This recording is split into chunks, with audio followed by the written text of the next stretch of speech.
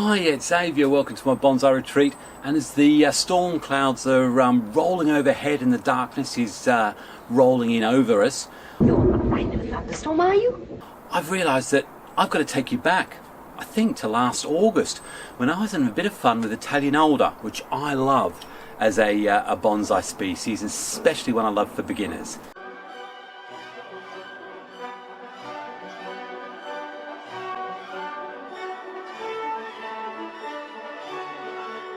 Here's one I've been playing with. I don't think you've seen it before. It's quite a nice little structure, and it came, as I say, part of 20 saplings that I bought in 2016, 2017. Now, I know that you've seen Italian Alder in my bonsai for breakfast, and I've got a few here that I need to prune and clip. But I'll tell you what, let's go back to last year when I dealt with two. So, over to me in the past. Raindrops keep falling on my head. Right, well, we're August 25th now, 23 in case I do nothing else to this year. Italian Alder, as you know, growing like an absolute whippet it is. Do whippets grow? I don't know. So all I'm going to do is some pruning on obvious spots, anything upward growing, which we've got there. We've definitely got a front here, only in the sense that there's no branches coming on, but it's the worst for movement actually. Front could go in there actually, if I was going to be honest. These sort of trees, I've got quite a few of these, and often these ones I'll just prune back. I'm really never quite sure which way I'm going, and I wait until inspiration or the tree tells me this upward one we don't want. And again, with trees like this, definitely no thoughts of wire. They bud so easily. That's really not going to be necessary here. I've obviously got the point that I'm going to come in, so it's going to have to come in a lot, which already tells me here, minimum, is that. Do I get rid of this great big heavy one? Really, it's personal preference. You're just looking at where those buds are and what's going to give you the best. So I'm going to keep working my way around that. I'll show you what it's like when it's done. Well, as you can see, I managed to take off quite a lot by then. Traditional sort of conical shape, so to speak. The movement I like in there. We've got this big U-bend almost there, but I have got a bud growing up here, so we may get a little interesting kink, who knows. Some of the branching I've kept a little bit longer right now. May well have. This one here, this back one, I could have removed it, but there's some little buds here. I'm interested to see what they're going to do, so I'll let that go. And I've done that in a few places. Potentially this branch is obviously a little bit long, and I could have actually brought it right back here. Needed really that bud there is the one I want to activate. So if that sends a branch here, it just brings something a little bit more forward. If that grows and I go that way, then I'll end up taking this off a little bit. In fact, I probably can anyway. Let's take that off. With these Italian Alders, this is how I treat them. I've got another 3 or 4. I mean, this has had a bit of town, as you know, in the ground. You can be pretty harsh with them, and they're ever so forgiving. And they always give you lots of options, even if you make mistakes. Bone meal this time of year. Increase the root production. Yeah. Let it go for the rest of the year, I think. I've just finished editing the bits that you've just watched, and it was blatantly obvious that there's a problem here. And it comes to, although we've got this lovely movement here, and then it starts to move back here, you know, there's a very gradual tapering, but then we've got this great long length, and I don't know why I didn't see it. Now the reality is, I'd probably, if I could, that would be the cut there. But then that would mean this is what I'm looking at, and there's just no movement. So the movement is still here, which means the cut's going to be there. So that's what I'm going to do. Here we go then.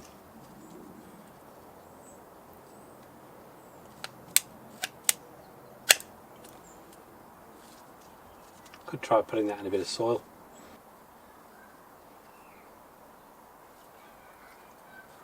Promote healthy healing. Don't want that end to dry out because I want that branch to do well. And hopefully what will happen is that we'll get a bud here. There's a good chance of that, but definitely I'm feeling confident there.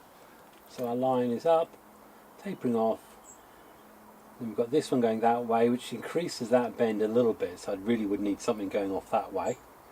Or, depending on what happens here, it may well be that I'll still take that back a little bit more. Now we won't do anything more with it this year. Well, honestly, how time flies. Where are we now? The 16th of June 2024. I don't even remember when we last saw this. Needless to say, this still remains very awkward and difficult Italian Alder is putting up, as usual, loads and loads of new growth. I don't even think it was in this pot when you last saw it. It might still have been in a bucket. But I put it in this ceramic, and I'm glad I have. It gave me a chance to have a little look at the roots. Yeah, it's got some challenging aspects of it, this part here. What we need to do, I think, first is, assuming that the potting angle is, I don't know, was it somewhere here? I can't remember what I was doing with it, to be fair. Well, I'm going to do a little bit of pruning here, and usual pruning stuff. Look, you've watched so many pruning videos with me, you know what I'll be doing. So, I've got this one up here.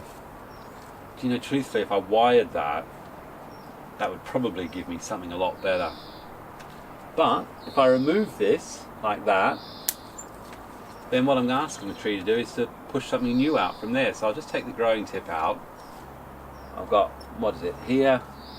One, I've actually got one underneath I quite like the look of. Let's just cut the top off there. What I'm doing here is I'm recognizing that this tree could actually produce much better growth. And I'm looking at the long game because I've got all this stuff here. And if you look at it, it's going upwards. And I don't want up. So what I've seen is beneath here, there's a little bud just here underneath. I think that's going to be my new branch. So I'm going to ask the tree to do something for me. Isn't that nice of me? I'm going to remove that upward one. I want that lower one. So that means I really don't need that one either. Now that means I'm asking it to put all its energy there. And let's see what happens. I mean, that's pretty gnarly and knotty, but I know that I'll be able to clean that up in the autumn time.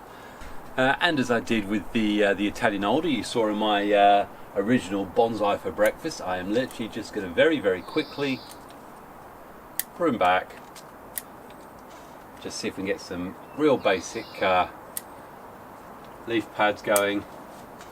And as I say, Italian Alder, just so good for back budding and giving you new growth from completely unexpected and new areas. And hopefully, as I say, I won't have to resort to wiring, but you know what, I can leave that decision until the autumn time when the leaves drop. And here's another example just here. We've got a great big long clunky one going up. Beneath it we've got this. I'd much rather go for that one. So let's get rid of that. Just reduce the leaf size on a few of these. Just cut it back. Okay, so we've reduced this. I'm going to go on and do the same here. Obviously go very, very heavily on the top and come back to when it's done. Okay, well there you go. As I said, apical regions come right back, and yeah, I'm still very confused which, oh look, cat's having a bit of a sing. I'm very confused really where I'm going with this. It's so extremely one-sided. You know, there's almost part of me that thought about putting it over as a sort of semi-cascade and doing something like that. But I think when I repotted it, I recognised the root structures just wasn't there for that. So we are going to have to try and work with what we've got here. Oh, thunderstorms. It's not a thunderstorm, it's a jet plane. It's leaving on a jet plane. Is that Mr. Denver? I'm leaving on a jet plane. Awkward trees. I'm going to spin it. If anyone suddenly goes, me, because they know what they do with it, then whack it down in comments, please. And I will take note, because I have no idea. So that's what we've got at the moment. We have got this one growing out. I really do need a branch coming out this way, and yes, I could probably thread graft something next year if I hadn't cut everything back then. Interesting. And yeah, maybe there could be a front in there. If that grew out, or I get something lower down, then that could give the balance to the tree.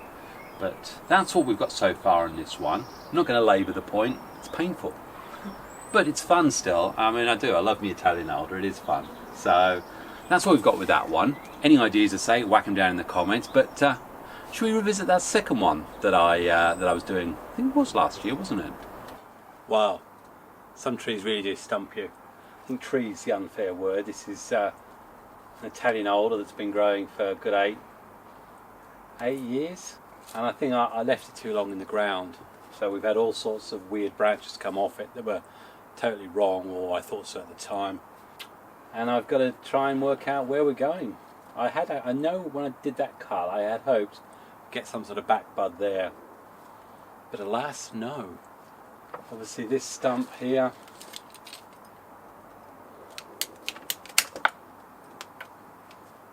I think we're going something really, really unusual here, just by virtue of what it's doing.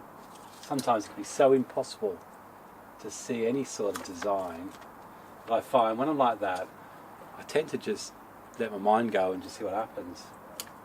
Doesn't always work well, by the way.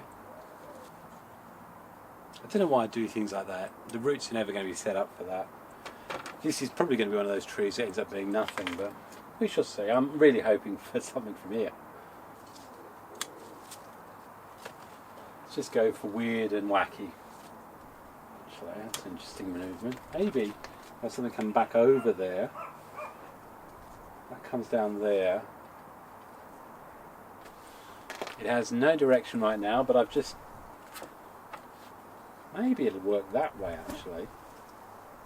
As with all Italian Alder, it'll be quite happy. It'll grow fast. And I'm sure it'll give me lots of options next year. So, a bit of bone meal on for roots, and oh, must seal up that. I'll seal up those, but you don't need to see that. So here we are. This one's even more challenging, to be perfectly honest, and yeah, loads of extra growth, but it hasn't really taken it anywhere that I want to go, and certainly hasn't given me any inspiration apart from perhaps one thing. Is there a chance that if I put an air layer in there that I might go for an unusual but certainly more acceptable design, which would be this sort of semi-cascade or even full cascade? I'm thinking semi-cascade based on there maybe. I had hoped, I mean, we've got something growing there. I really had hoped I'd get something growing on that side. Hasn't happened as yet. It doesn't mean it won't, but yeah. So if I was going to go cascading, that means I'd be taking this top branch off. Looking down there. So, shall I whack an air layer? I mean, I've got a lot of Italian Alder. I could whack an air layer on and just see how that works out. I'm in the sort of second mid-June time. Even for me, mid-June is a little bit later than I'd normally put an air layer on. But I think that might be an answer. Okay, well I've cut my my air layer point on this bit of an angle so that hopefully we'll get a better root. I know this is an absolute nightmare, to be honest, but we'll see. Put some rooting hormone, and I've also wrapped some wire around there just to, one, stop the bridging, and two, also to help promote roots above it. So let's get the air layer on. Lots of sphagnum moss, and I've done loads of air layer videos, and I know lots of other people have. If you want to see an air layer up close and personal, so to speak, then by all means have a look in the description where I've got a link to all my air layer videos, and I'm sure I've done one actually. I'm sure I've done one earlier in the year actually with the hornbeam. Links up there. I think it's a year in the life of, or 18 months worth of development. So anyway, let's get some wire on the bottom here to keep this nicely in place. And I've always said, never ever scrimp on the amount of sphagnum you put in there. This is what your roots are going to be growing into. So the more the merrier is my view on that. I found that if you put too little, then if you've got a lot of growth, you know, the new roots start coming out and facing the plastic so quickly they don't get a chance to even harden off remotely, and you don't get the thick amount of roots you really want for a good healthy separation. That's just from my experience anyway. I'm sure others can say otherwise, but that's just from what I've discovered and observed. And then we'll just tie that off. I know a few people find it unusual, but I tend to put a few holes in the bottom, and that's just to stop the risk of any sort of water pooling in the base of the bag, because one of the other things I have done by putting too much water, and that's probably one of the big questions, you know, how often do I water this? The truth is, when I first did it, I watered it every week and killed every single air layer, rotted the roots, they never got started. By this stage, really I check them every 3 to 4 weeks, and if it's getting to dry out, then I'll syringe in a bit more water. And then I always put a bit of tin foil around the plastic, and that is really just to stop the mildew or algae growing on the inside of the plastic bag. So now all I need to do is do a bit of pruning with that in mind. And what you can't see right now, which, do you know what, pretty exciting, I've probably got the blackest, darkest storm clouds heading towards me. The storm is coming. And I've got a pile of washing that needs to come inside as well. Well, there it is. Didn't expect to be doing the air layer today, and although even last time I was thinking semi-cascade was going to be the way forward for this, I'm looking at that for the front. Let's let this stuff all grow out and see how it develops over the next 3 to 4 months, and I imagine when we look at this in the autumn time, I'll have a much clearer idea of whether it was a good decision. But you tell me, you know, you think I did the right thing? Bonsai is an individual art form, and that's it, it's an art form. So ultimately, I have to be happy with it, and I value everyone's opinions, but you know what, when you've got your bonsais at home, no matter how much I say things or other people say things on YouTube, it's your tree. You do what you think's the right thing. So that's the Italian Alder. If you've liked this little foray into a more difficult tree, but a very easy species to work with, then big thumbs up. And obviously, I'll let you know how the Airlayers got on, probably in a little YouTube short, which is how I like to show these, or even a bonsai for breakfast in the August time. If you think anyone else might enjoy this, then please share this on social media and subscribe. But otherwise, I really do appreciate you taking the time to watch. I appreciate the amount of times you comment, and do you know what? It makes getting up each day fun that I can share this with you. Even if sometimes I share you some stuff that's terrifying. I don't know, you tell me. Anyway, all the best, happy bonsaiing, God bless, cheers.